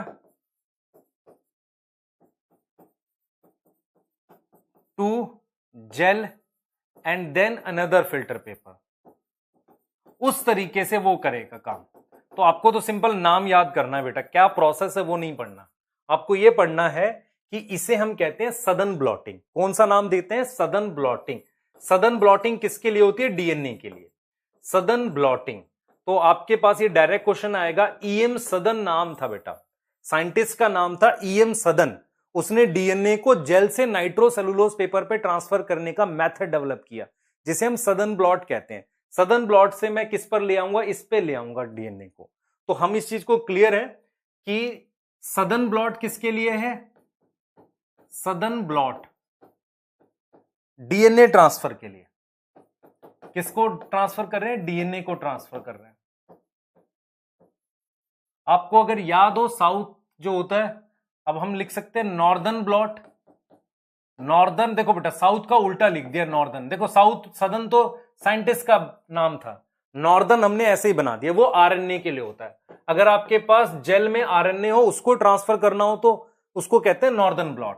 और वेस्टर्न ब्लॉट प्रोटीन के लिए होता है, वेस्टर्न ब्लॉट किसके लिए होता है, फॉर प्रोटीन। तो ये नाम याद कर लेना, क्वेश्चन आ सकता है नीट में इसमें, ठीक है, क्लियर हो गई बात। तो हमने यही चीज कर ली, देख रहे हो, इस पर से यहां ले आए हम लोग यहां पे, ठीक है। अब मेरे पास नाइलॉन मेम्ब्रेन पर ले आए, तो फिफ्थ स्टेप ये रहेगा, फिफ्थ स्टेप रहेगा after Southern blot, after Southern blot याद करो हमने क्या बनाया था, वीएनटीआर प्रोब बनाया था। तो आफ्टर सदन ब्लॉट हम क्या करेंगे, DNA is hybridize with, DNA is hybridize with, हमारे पास किससे हाइब्रिडाइज कर रहे हैं, डीएनए इज हाइब्रिडाइज विद, किसके साथ हाइब्रिडाइज कर रहे हैं, सुन लो ध्यान से, after Southern blot DNA is hybridize with complementary, hybridize with DNA कौन सा वाला बेटा, जेल वाला। तो डीएनए जो उस पे था, DNA on nylon membrane, DNA on nylon membrane जिस पर मैं लेकर आया हूं ब्लॉटिंग के बाद, is hybridize with, hybridize with radioactive VNTR probe. हमने क्या यूज करना है, रेडियो एक्टिव वीएनटीआर प्रोब बनाए थे, उनसे हाइब्रिडाइज करना है, ठीक है। उसके बाद उसको देखना है, डीएनए के बैंड को देखना है, band visible in autoradiography, autoradiography में बैंड दिख जाएंगे। तो autoradiography radioactive DNA को बैंड की फॉर्म में दिखा सकता है, ये टेक्निक है, क्लियर। तो we have 2-3 technique, one is autoradiography, another is Southern blot, ठीक है। कई बार क्या होता है, डीएनए का अमाउंट बहुत लो होता है, तो आप पीसीआर यूज कर सकते हैं। If amount of DNA is very low, if amount of DNA is very low, मान लो आपके पास 1 या 2 सेल ही मिले क्राइम सीन से, पीसीआर कैन बी यूज्ड। तो अगर आपसे मैं कहूं कि प्रॉपर टेक्निक क्या है, आपको बैंड दिखेंगे उस नाइलॉन मेम्ब्रेन पर, और उन बैंड्स को जब आप कंपेयर करोगे तब आप पता लगा लोगे एग्जैक्ट सिचुएशन क्या है। एग्जैक्ट सिचुएशन क्या है, कुछ इस तरीके से, आपको कुछ इस तरीके से दिखेगा। क्लियर देखो, ध्यान से देखो, ये पैटर्नल क्रोमोसोम है, ये मैटरनल क्रोमोसोम है। इस पर ये जो रेड कलर के बैंड दिखे हैं, ये उतने ज्यादा क्या हैं, ये वीएनटीआर प्रोब से फ्यूज होने के बाद आया होगा। मतलब मैं एग्जैक्ट इस चीज को समझा रहा हूं आपको। ये जो बैंड दिख रहे हैं हमारे पास, ये जो बैंड दिख रहे हैं बेटा हमारे पास, ये बैंड्स कैसे दिखे हैं हमारे पास? क्लियर देखो ध्यान से बेटा, हम क्या कह रहे हैं, ये जो बैंड्स दिख रहे हैं हमारे पास, जैसे ये वाले, तो ये जैसे एक वीएनटीआर प्रोब से एक बैंड दिख रहा है, तो ये दिख रहा है क्रोमोसोम नंबर 7 और ये क्रोमोसोम नंबर 7, तो 7 के पेयर होते हैं, तो हर पेयर में देखो इसमें इतने बैंड दिख रहे हैं, इसमें इतने बैंड दिख रहे हैं। फिर मेरे पास क्रोमोसोम नंबर 2 पर, तो जो वीएनटीआर प्रोब है ना, वीएनटीआर प्रोब जो radio active single strand DNA है, वो जाकर फ्यूज करेगा, तो हर क्रोमोसोम के अकॉर्डिंग कुछ बैंड्स बनेंगे। बैंड्स मतलब जैसे इसमें 3 बैंड बने, इसमें ज्यादा बन गए कि ये ज्यादा कॉम्प्लीमेंट्री रीजन्स थे, यहां कम बने, यहां ज्यादा बने। देखो 7 में देखो ये रहा ऐसे, ये क्रोमोसोम नंबर 2 के बैंड है। अब यही चीज अगर मैं कंपेयर करूंगा, यही चीज मैं क्या करूंगा, कंपेयर करूंगा। आप अगर ध्यान से देखें बेटा, ये बैंड मुझे दिख गए, ठीक है, ये बैंड मुझे दिख गए, तो अगर आप इसको कंपेयर करके देखो आप क्या करो, ध्यान से सुनना बेटा, देखो ये जितने बैंड्स हैं उतने हमारे पास क्या है, नंबर ऑफ टेंडम रिपीट्स है। तो कितने टेंडम रिपीट्स हो गए, 1 2 ऐसे काउंट कर लो।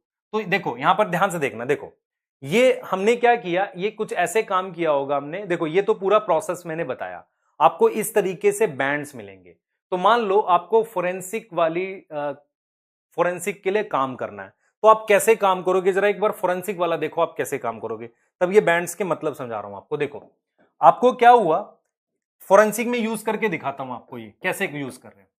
फोरेंसिक में ऐसे यूज करेंगे कि आपको क्राइम सीन से डीएनए मिला, तो उस डीएनए को लेकर आपने आइसोलेशन किया, आरई से ट्रीट किया, उसके बाद जेल इलेक्ट्रोफोरेसिस की, उसके बाद सदन ब्लॉट किया। ये सारा करने के बाद आपने उसको वीएनटीआर प्रोब से हाइब्रिडाइज किया, तो आपके पास एक पैटर्न मिला। यहां पर आपके पास क्रोमोसोम पर बैंड्स का एक पैटर्न मिला, ये क्रोमोसोम पे बैंड का एक पैटर्न मिला, तो ये क्राइम सीन पर है। फिर सेम आपने क्या किया, सस्पेक्ट ए लिया और सस्पेक्ट बी लिया, 2 सस्पेक्ट ले लिए, उसका डीएनए आइसोलेट किया, डीएनए लेकर सेम प्रोसेस रिपीट किया बेटा, तो फिर उनसे बैंड बनाए, मतलब उसका नाइलॉन मेम्ब्रेन पर ऐसे बैंड बनाकर आपने देखा। तो इस क्राइम सीन वालों को इनसे कंपेयर करोगे तब पता चलेगा। देखो यही चीज कर रहे हैं, तो ये मेरे पास क्या है बेटा, ये मेरे पास देखो, ये चीज आपको समझ आनी चाहिए जो हम यहां पर कर रहे हैं। हम यहां पर कर रहे हैं, देखो क्या कर रहे हैं, देखो ये मेरे पास क्राइम सीन का है ना, समझो इस बात को बेटा। ये डीएनए मेरे पास क्राइम सीन का है, ये वाला ध्यान से देखो, ये डीएनए क्राइम सीन का है। तो इस पर मेरे पास ये बैंड का एक पैटर्न दिख रहा है आपको क्रोमोसोम वाइज। मुझे ये तो मैंने आपको ऐसे बताया, पर एक बैंड का ये पैटर्न दिख रहा है। ये सस्पेक्ट ए का नाइलॉन मेम्ब्रेन है, ये सस्पेक्ट बी की है। ए में देखोगे तो जो बैंड पैटर्न है बी के साथ इस क्राइम सीन का मैच कर रहा है। और यहां अगर आप देखो, यहां पर एक रिपीट, जैसे यहां पर क्या दिखा रहा है, नंबर ऑफ रिपीट्स है, तो यहां कितने रिपीट्स हैं, 2।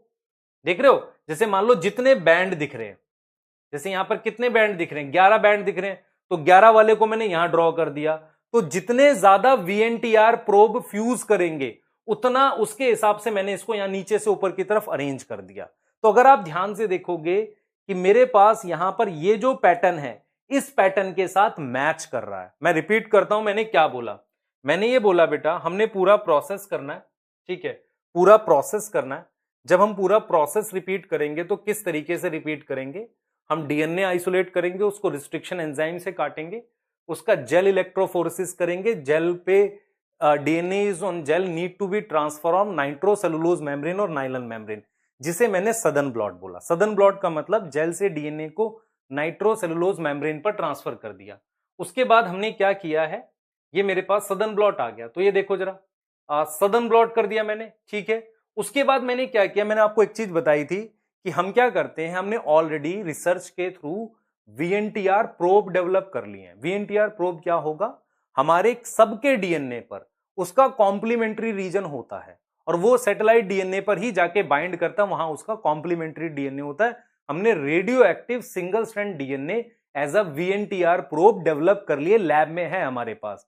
तो हमने क्या किया, क्राइम सीन से मान लो डीएनए लिया, क्राइम सीन से डीएनए लिया, उसको आइसोलेट किया, कट किया आरी से जेल इलेक्ट्रोफोरेसिस की, डीएनए को सदर्न ब्लॉट पे लिया।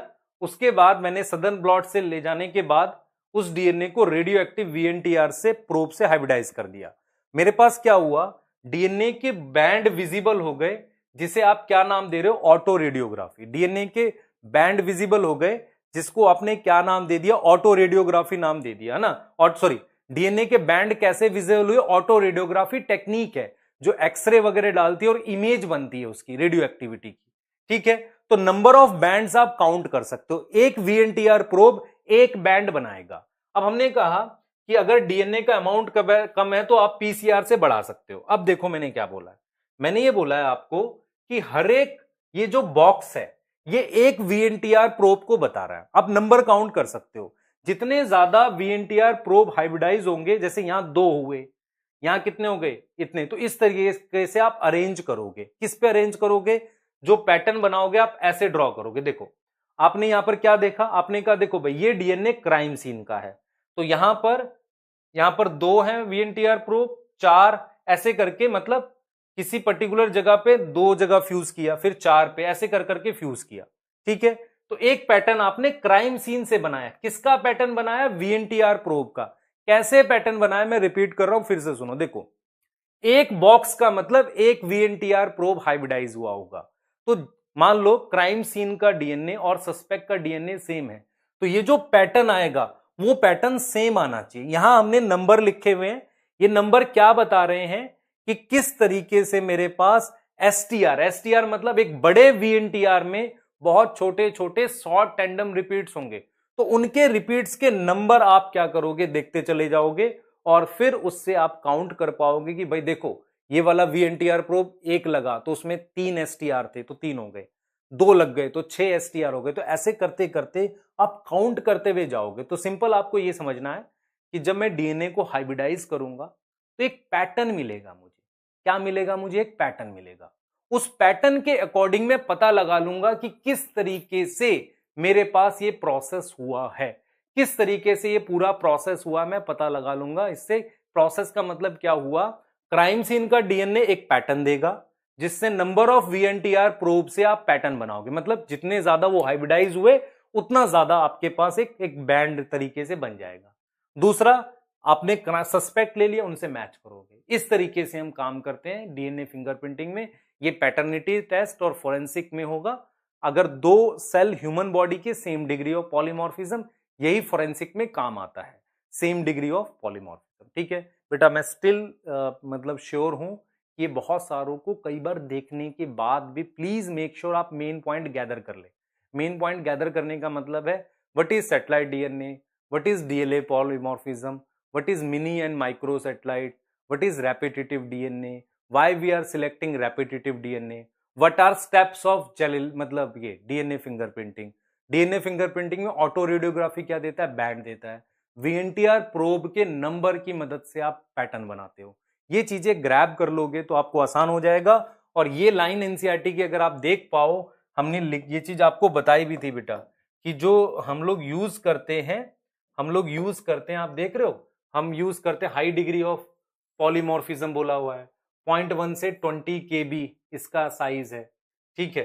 Currently after VNTR probe the auto radiograph give mainly band of different size, these bands give a characteristic pattern for an individual DNA. Individual DNA के लिए एक पैटर्न दे रहा है, ठीक है। क्लियर, सही है, क्लियर, ये क्लियर है बेटा। ये अलग अलग होता है in case of monozygotic twins में, देख रहे हो। और आप देख रहे हो 0.1 to 20 KB। और हम लोग यूज क्या करते हैं, देख रहे हैं, VNTR belong to minisatellite, देख रहे हैं हम लोग किसको यूज करते हैं, मिनी सैटेलाइट यूज करते हैं। मैं बार बार इसलिए कह रहा हूं क्योंकि मिनी सैटेलाइट में ज्यादा डिग्री ऑफ पॉलीमॉर्फिज्म है। PCR यूज कर सकते हो अगर आपको जरूरत पड़े डीएनए का अमाउंट कम है। तो प्लीज मेक श्योर एनसीईआरटी पढ़ो ध्यान से, आपको समझ आ जाएगा। ये इंपॉर्टेंट है इसलिए टाइम देके पढ़ा है मैंने, क्योंकि मैं ये मानता हूं कि बहुत इंपॉर्टेंट टॉपिक्स को सेपरेटली डील करना मेरे लिए बहुत जरूरी है, क्योंकि वो अगर मैं अलग से नहीं पढ़ाऊंगा तो आपको समझ कम आएगा। तो प्लीज मेक श्योर आप इसको ध्यान से देख लें। एनसीईआरटी की 3 रीडिंग करो, उसके बाद कोई वर्ड फ्रेज मेरे से पूछो। पूरा टॉपिक बेटा फिर से देखना पड़ेगा आपको सेम। अगर पूरे टॉपिक में दिक्कत है फिर से देखो, लेकिन आपको कोई लाइन का मतलब समझ नहीं आ रहा है, उसको वॉइस मैसेज से टेलीग्राम ग्रुप पे बताया जा सकता है। ठीक है बेटा, चलिए ठीक है, नेक्स्ट लेक्चर में मिलेंगे, तब नेक्स्ट टॉपिक पे बात करेंगे। ठीक है बेटा, थैंक यू।